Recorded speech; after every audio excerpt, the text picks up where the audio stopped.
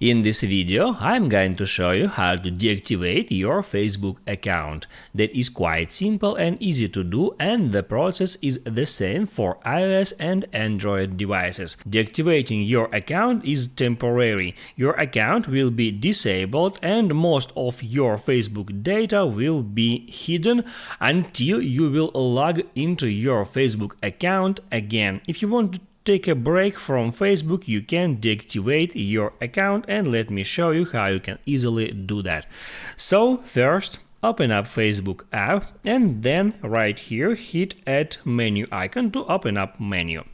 Then scroll down for a bit and tap on Settings and Privacy. Next, tap on Settings.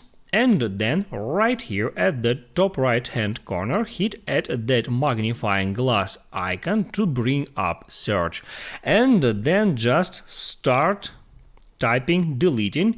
It shows you that options. You have to select the first one where it says delete that user's profile and information.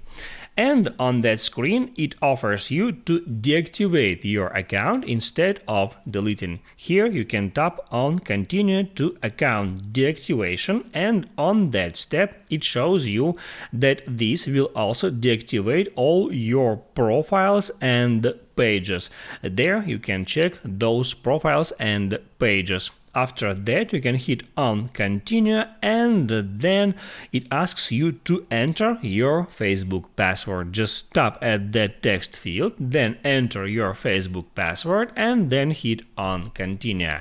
On the next screen, it will ask you if you really want to deactivate your account. There hit Yes, and since that time, your account will be deactivated. In any time, you can go back and restore your Facebook account. Just go to Facebook app, enter your username and password, and all your data and Facebook profile will be restored.